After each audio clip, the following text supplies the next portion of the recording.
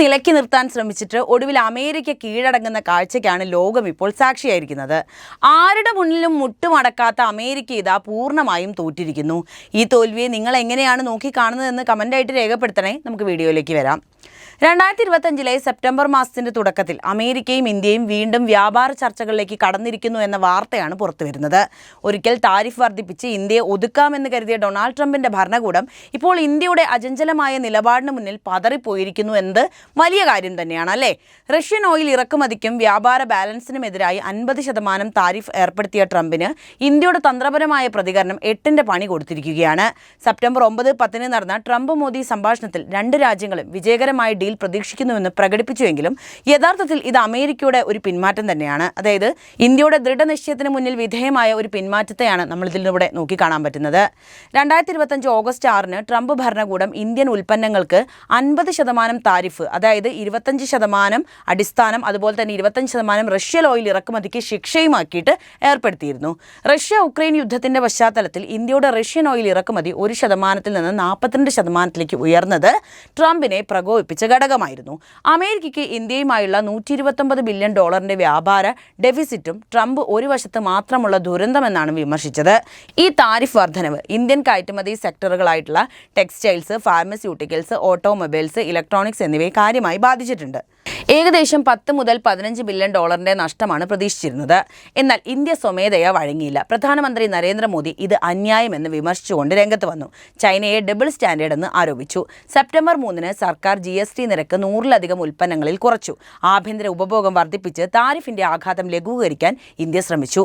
Russian oil ഇറക്കുമതിയിൽ വിട്ടുവീഴ്ച ചെയ്യാതെ Modi SCO, അതായത് ഷാങ്ഹായ് കോർപ്പറേഷൻ ഓർഗനൈസേഷൻ സമ്മേളനത്തിൽ പുടിനും സി ജിൻപിങ്ങിനും കൂടെ തന്നെ നിന്നു. ഈ നീക്കം ട്രംപിനെ ഇന്ത്യയും റഷ്യയും ചൈനയ്ക്ക് നഷ്ടപ്പെട്ടു എന്ന് ട്രൂത്ത് സോഷ്യൽ പോസ്റ്റ് ചെയ്യാനാണ് പ്രേരിപ്പിച്ചത്.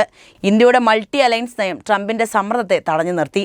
ബ്രിക്സ്, EU എന്നിവിടങ്ങളിലേക്ക് വ്യാപാര വിവിധീകരണവും നടത്തിക്കൊണ്ടുപോന്നു. സെപ്റ്റംബർ 9-10 നടന്ന ട്രംപ് മോദി ഫോൺ സംഭാഷണം ഇരു കൂട്ടരും തമ്മിലുള്ള പ്രശ്നങ്ങളെ ലഘൂകരിക്കുന്നതായിരുന്നു. ട്രേഡ് ടോക്കുകൾ വിജയകരമാവുമെന്നും താരിഫ് 0 ആകുമെന്നുമാണ് അവർ അറിയിച്ചത്. മോദി വെരി പോസിറ്റീവ് എന്നാണ് പ്രതികരിച്ചത്.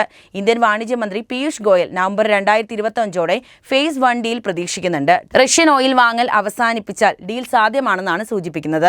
അതായത് ഇപ്പോഴും അമേരിക്ക കുറച്ച് കർക്കശമുണ്ട് എങ്കിലും അതൊന്നും നടക്കാൻ പോകുന്നില്ല എന്ന് ഇതിനോടകം തന്നെ, അല്ലെങ്കിൽ ഇത്രയും ദിവസത്തിനുള്ളിൽ തന്നെ അമേരിക്കയ്ക്ക് വ്യക്തമായ കാര്യവുമാണ്. എന്നിരുന്നാലും ഇന്ത്യയുമായി വ്യാപാര ചർച്ചകൾ തുടരാനും കൂടുതൽ മികച്ച നയതന്ത്രം നിലനിർത്താനും അദ്ദേഹത്തെ പ്രേരിപ്പിച്ച ചില പ്രധാന ഘടകങ്ങളുണ്ട്. അതായത് പെട്ടെന്നൊരു മനംമാറ്റം സംഭവിച്ചതല്ല ട്രംപിന്. കാര്യങ്ങൾ മനസ്സിലാക്കിയതിനു ശേഷമാണ് ട്രംപ് ഇത്തരത്തിലൊരു തീരുമാനം സ്വീകരിച്ചത്. അതിന്റെ കാര്യങ്ങളിലേക്കാണ് നമ്മളിനി പോകുന്നത്. തന്ത്രപരമായ പ്രാധാന്യത്തിലേക്ക് വരികയാണെങ്കിൽ ഏഷ്യൻ ഭൂഖണ്ഡത്തിൽ ചൈനയുടെ വർദ്ധിച്ചു വരുന്ന സ്വാധീനത്തെ ചെറുക്കാൻ അമേരിക്കയ്ക്ക് ഇന്ത്യയുമായിട്ടുള്ള ബന്ധം അനിവാര്യമാണ്. സൈനികമായും സാമ്പത്തികമായും അതിവേഗം വളരുന്ന ഒരു ശക്തിയാണല്ലോ ഇന്ത്യ. ചൈനയെ പോലെയുള്ള രാജ്യങ്ങൾക്ക് ഒരു ബദൽ എന്ന നിലയിൽ ഇൻഡോ പസഫിക് മേഖലയിൽ അമേരിക്കൻ താൽപ്പര്യങ്ങൾ സംരക്ഷിക്കുന്നതിൽ ഇന്ത്യ ഒരു നിർണായക പങ്കാളിയാണെന്ന് ട്രംപിന് വ്യക്തമായിട്ട് അറിയാം. ഈ തന്ത്രപരമായ പ്രാധാന്യം തിരിച്ചറിഞ്ഞുകൊണ്ട് തന്നെ സൈനിക സഹകരണം വർദ്ധിപ്പിക്കാനും ഇരു രാജ്യങ്ങളും തമ്മിലുള്ള നയതന്ത്ര ബന്ധം ശക്തിപ്പെടുത്താനും ട്രംപ് ഭരണകൂടം ശ്രമിക്കുകയാണ് ഇപ്പോൾ ചെയ്തിരിക്കുന്നത്. സാമ്പത്തിക താൽപ്പര്യങ്ങളിലേക്ക് വരികയാണെങ്കിൽ വ്യാപാര കമ്മി സംബന്ധിച്ച് ട്രംപ് പലപ്പോഴും ഇന്ത്യയെ വിമർശിച്ചുകൊണ്ട് രംഗത്ത് വന്നിരുന്ന വ്യക്തിയാണ്. പക്ഷേ ഇന്ത്യ ആകട്ടെ ഒരു വലിയ വിപണിയാണെന്ന യാഥാർത്ഥ്യം അദ്ദേഹത്തിന് മനസ്സിലായി കഴിഞ്ഞു. അമേരിക്കൻ ഉൽപ്പന്നങ്ങൾക്കും സേവനങ്ങൾക്കും ഇന്ത്യയിൽ വലിയ സാധ്യതകളാണുള്ളത്. ഊർജ്ജം, പ്രതിരോധം, സാങ്കേതിക വിദ്യ തുടങ്ങിയ മേഖലകളിൽ ഇന്ത്യയുമായി കൂടുതൽ വ്യാപാര കരാറുകൾ ഉണ്ടാക്കുന്നത് അമേരിക്കൻ സമ്പദ് വ്യവസ്ഥയ്ക്കും തൊഴിലവസരങ്ങൾക്കും ഗുണം ചെയ്യുക തന്നെ ചെയ്യും. ഇറക്കുമതി തീരുവയുമായി ബന്ധപ്പെട്ട് ചെറിയ തർക്കങ്ങൾ ഉണ്ടായിരുന്നിട്ടും ഒരു വലിയ വിപണിയായ ഇന്ത്യയെ പൂർണ്ണമായും ഒഴിവാക്കാൻ ട്രംപിന് താല്പര്യമുണ്ടായിരുന്നില്ല. മറ്റൊരു പ്രധാനപ്പെട്ട കാര്യം, ലോകത്ത് ഏറ്റവും കൂടുതൽ ഇന്ത്യക്കാരുള്ള ഒരു സ്ഥലം കൂടിയാണ് അമേരിക്ക എന്നതാണ്. അതായത് അമേരിക്കയിൽ ശക്തമായ സ്വാധീനമുള്ള ഒരു ഇന്ത്യൻ സമൂഹം ഇപ്പോഴുണ്ട്.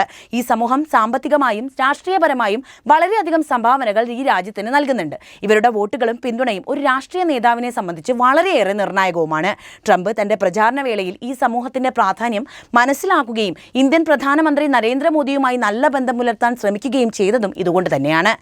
ഹൗഡി മോദി, നമസ്തേ ട്രംപ് തുടങ്ങിയ പരിപാടികൾ ഇതിന്റെ ഉദാഹരണങ്ങളാണ്. ഈ പരിപാടികൾ ഇരു നേതാക്കളും തമ്മിലുള്ള വ്യക്തിബന്ധം ഊട്ടിയുറപ്പിക്കാനും ഇന്ത്യൻ സമൂഹത്തിന്റെ പിന്തുണ നേടാനും അവരെ സഹായിച്ചിട്ടുണ്ട്. അറിയിച്ചിട്ടുണ്ട്. മറ്റൊരു പ്രധാനപ്പെട്ട കാരണം നരേന്ദ്രമോദിയുമായിട്ടുള്ള വ്യക്തിബന്ധം തന്നെയാണ്. ട്രംപും നമ്മുടെ പ്രധാനമന്ത്രി നരേന്ദ്രമോദിയും തമ്മിലുള്ള സൗഹൃദം ഇരു രാജ്യങ്ങളും തമ്മിലുള്ള ബന്ധം മുന്നോട്ട് കൊണ്ടുപോകുന്നതിൽ വലിയ പങ്ക് വഹിച്ചിട്ടുണ്ട് എന്നത് ഇവിടെ സംസാരിക്കേണ്ട ഒരു കാര്യം തന്നെയാണ്. പൊതുവേദിയിൽ ട്രംപ് മോദിയെ ഒരു വലിയ സുഹൃത്ത് എന്നും ശക്തനായ നേതാവ് എന്നും വിശേഷിപ്പിച്ചത് ഈ ബന്ധത്തിന്റെ ഉദാഹരണമാണ്. വ്യക്തിബന്ധങ്ങൾ നയതന്ത്രത്തിൽ വലിയ സ്വാധീനം ചെലുത്താറുണ്ട്. രണ്ട് നേതാക്കളും തമ്മിലുള്ള ഈ വ്യക്തിപരമായ അടുപ്പം പല തർക്ക വിഷയങ്ങളിലും തുറന്ന ചർച്ചകൾക്ക് അവസരമൊരുക്കുകയും ബന്ധം കൂടുതൽ മെച്ചപ്പെടുത്താൻ സഹായിക്കുകയും ചെയ്തു.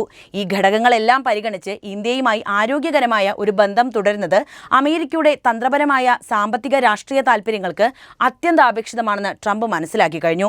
അതിനാൽ തന്നെ വ്യാപാരത്തിലും നയതന്ത്രത്തിലും ട്രംപ് ചില കർക്കശ നിലപാടുകൾ സ്വീകരിച്ചപ്പോഴും ഇന്ത്യയുമായുള്ള ബന്ധം പൂർണ്ണമായും വഷളാക്കാൻ അദ്ദേഹം ആഗ്രഹിച്ചിട്ടില്ല എന്നതാണ് നമുക്ക് ഇത്തരം വാർത്തകളിൽ നിന്നും വായിച്ചെടുക്കാൻ കഴിയുന്നത്. പകരം പരസ്പര സഹകരണത്തിന്റെ സാധ്യതകൾ ഉപയോഗിച്ച് ഒരുമിച്ച് മുന്നോട്ട് പോകാനാണ് അദ്ദേഹം ശ്രമിച്ചിരിക്കുന്നത്. എന്തായാലും മറ്റൊരു വാർത്ത കൂടി ഇവിടെ പറയാനുണ്ട്. ഇന്ത്യ US വ്യാപാര ചർച്ചകൾ വീണ്ടും തുടങ്ങാനിരിക്കെ US-ൽ നിന്ന് 6 P-8I പൊസിഡിയോൺ നിരീക്ഷണ വിമാനങ്ങൾ വാങ്ങാനുള്ള ശതകോടികളുടെ പ്രതിരോധ കരാർ അണിയറയിൽ ഒരുങ്ങുന്നു എന്ന വാർത്തയാണത്. US കമ്പനിയായ ബോയിങ് ആണ് P-8I വിമാനങ്ങൾ നിർമ്മിക്കുന്നത്. നിലവിലെ കണക്കുകൾ പ്രകാരം $400 കോടി, അതായത് ഏകദേശം 35,391 കോടി രൂപയുടെ പ്രതിരോധ ഇടപാടായിരിക്കും ഇനി നടക്കാൻ പോകുന്നത്. 2019-ലാണ് ഇന്ത്യക്ക് P-8I നിരീക്ഷണ വിമാനങ്ങൾ വിൽക്കുന്നതിന് US അനുമതി നൽകുന്നത്. പിന്നീട് വിവിധ കാരണങ്ങളാൽ ചർച്ചകൾ വഴിമുട്ടിയിരുന്നു. 2009-ൽ ഇന്ത്യ HP-8I വിമാനങ്ങൾ വാങ്ങിയിരുന്നു. തുടർന്ന് 10 വർഷങ്ങൾക്കു ശേഷം 4 എണ്ണം കൂടി US-ൽ നിന്ന് വാങ്ങി. നിലവിൽ ഈ നിരീക്ഷണ വിമാനങ്ങൾ തമിഴ്നാട് കേന്ദ്രീകരിച്ചാണ് പ്രവർത്തിക്കുന്നത്. സമുദ്ര നിരീക്ഷണത്തിനുള്ള വിമാനമാണ് P-8I. വിശാലമായ ഇന്ത്യൻ മഹാസമുദ്ര മേഖലയിൽ സമഗ്രമായ നിരീക്ഷണത്തിന് വേണ്ടിയാണ് ഇന്ത്യ P-8I നിരീക്ഷണ വിമാനങ്ങൾ വാങ്ങിയിരിക്കുന്നത്. ഇതുമായി ബന്ധപ്പെട്ട ചർച്ചകൾക്കായി ബോയിങ്ങിന്റെയും US പ്രതിരോധ വകുപ്പിന്റെയും പ്രതിനിധികൾ അടുത്ത ആഴ്ച ഇന്ത്യയിലേക്ക് എത്തണമെന്നാണ് റിപ്പോർട്ടുകൾ. താരിഫ്, റഷ്യൻ ക്രൂഡ് ഓയിൽ തുടങ്ങിയ വിഷയങ്ങളിൽ ഇന്ത്യ US ബന്ധം വഷളായിരുന്ന സാഹചര്യത്തിൽ നിന്നും മെച്ചപ്പെടുന്ന പശ്ചാത്തലത്തിലാണ് US പ്രതിനിധികളുടെ ഇന്ത്യ സന്ദർശനം നടക്കാൻ പോകുന്നത്. ഇരു രാജ്യങ്ങളും തമ്മിലുള്ള നയതന്ത്ര ബന്ധം മെച്ചപ്പെടുന്നുവെന്നാണ് ഇതൊക്കെ സൂചിപ്പിക്കുന്നത്. ബോയിങ് 737 നെക്സ്റ്റ് ജനറേഷൻ യാത്രാ വിമാനത്തെ അടിസ്ഥാനമാക്കി വികസിപ്പിച്ചെടുത്ത നിരീക്ഷണ വിമാനമാണ് P-8I പോസിഡിയോൺ. അന്തർവാഹിനി വിരുദ്ധ യുദ്ധം, ഉപരിതല യുദ്ധം, രഹസ്യാന്വേഷണ നിരീക്ഷണം തുടങ്ങിയ ദൗത്യങ്ങൾക്കായി ഉപയോഗിക്കുന്ന വിമാനമാണ് P-8I. ഈ വിമാനത്തിന് സമുദ്രാന്തർഭാഗത്തിലുള്ള അന്തർവാഹിനികളെ വളരെ ഉയരത്തിൽ നിന്ന് കണ്ടെത്താനാകും. ഇവയ്ക്കെതിരെ പ്രയോഗിക്കാനുള്ള ടോർപിഡോകളും കപ്പലുകളെ ആക്രമിക്കാനുള്ള ഹാർപൂൺ മിസൈലുകളും ഉൾപ്പെടെയുള്ള ആയുധങ്ങൾ വഹിക്കാനും സാധിക്കും. US നേവി കൂടാതെ ഇന്ത്യൻ നാവികസേന, റോയൽ ഓസ്ട്രേലിയൻ എയർഫോഴ്സ്, UKയുടെ royal air force, royal Norwegian air force തുടങ്ങിയ രാജ്യങ്ങളും ഈ വിമാനം ഉപയോഗിക്കുന്നുണ്ട്. മുങ്ങിക്കപ്പലുകളെ കണ്ടെത്താനും ട്രാക്ക് ചെയ്യാനും ആക്രമിക്കാനും രൂപകൽപ്പന ചെയ്തതാണ് P-8I. മുങ്ങിക്കപ്പലുകളെ കണ്ടെത്താനും ട്രാക്ക് ചെയ്യാനും ആക്രമിക്കാനും രൂപകൽപ്പന ചെയ്തതാണ് P-8I വിമാനങ്ങൾ. മാർക്ക് 54 ടോർപിഡോകൾ, സ്റ്റിംഗ്രേ ടോർപിഡോകൾ, നെവൽ മൈനുകൾ, ഡെപ്ത് ചാർജുകൾ, high altitude anti submarine warfare weapon capability system എന്നിവ ഉൾപ്പെടെ വിവിധ ആയുധങ്ങൾക്കായി 11 ഹാർഡ് പോയിന്റുകളാണ് വിമാനത്തിലുള്ളത്. 30,000 അടി ഉയരത്തിൽ നിന്ന് അന്തർവാഹിനികൾക്കെതിരെ ടോർപിഡോകൾ വിക്ഷേപിക്കാനുള്ള ശേഷി ഈ വിമാനത്തിനുണ്ട്.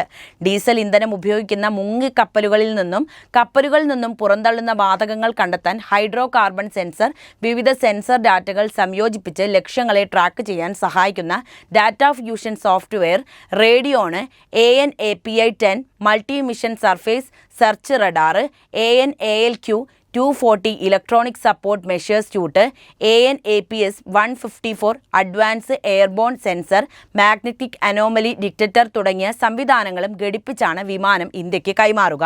ഇതിൽ മിക്കതും മറ്റ് രാജ്യങ്ങളിൽ വാങ്ങിയ മോഡലുകളിലുള്ളവയല്ല. ഇന്ത്യയുടെ പ്രത്യേക നിർദ്ദേശപ്രകാരം പരിഷ്കരിച്ച P-8I വിമാനങ്ങളാണ് ബോയിങ് നിർമ്മിക്കുന്നത്. എന്തായാലും അമേരിക്ക ഇന്ത്യ ബന്ധത്തിൽ പുതിയ വാർത്തകൾ വരികയാണ്. പുതിയ വ്യാപാര പാതകൾ അവർ തുറക്കുകയാണ് എന്ന വാർത്തകളൊക്കെയാണ് വരുന്നത്. ശരിക്കും പറഞ്ഞാൽ ഇന്ത്യയുടെ ദൃഢനിശ്ചയത്തിന് മുന്നിൽ അമേരിക്ക മുട്ടുകുത്തി എന്ന് തന്നെ നമുക്ക് മനസ്സിലാക്കാനാവുന്നതാണ്. മാത്രവുമല്ല, റഷ്യയും ചൈനയും ഇന്ത്യയോട് കൂടുതൽ അടുക്കുന്നു എന്നത് അമേരിക്കയെ സംബന്ധിച്ച് സഹിക്കാൻ പറ്റാത്തൊരു വിഷയം കൂടിയാണ്. അതുകൂടി ഇതിൽ പ്രാധാന്യം അർഹിക്കുന്നു എന്ന് തോന്നുന്നു. അപ്പോൾ ഈ വിഷയത്തിൽ നിങ്ങളുടെ വിശകലനം എന്താണ് എന്നറിയാൻ താല്പര്യമുണ്ട്. എന്തായാലും കമൻ്റായിട്ട് രേഖപ്പെടുത്തുക. ഒപ്പം ഈ വിവരങ്ങൾ എല്ലാവരിലേക്കും എത്താൻ വീഡിയോ ഒന്ന് ലൈക്ക് ചെയ്യാനും ഷെയർ ചെയ്യാനും പ്രത്യേകം ശ്രദ്ധിക്കുമല്ലോ.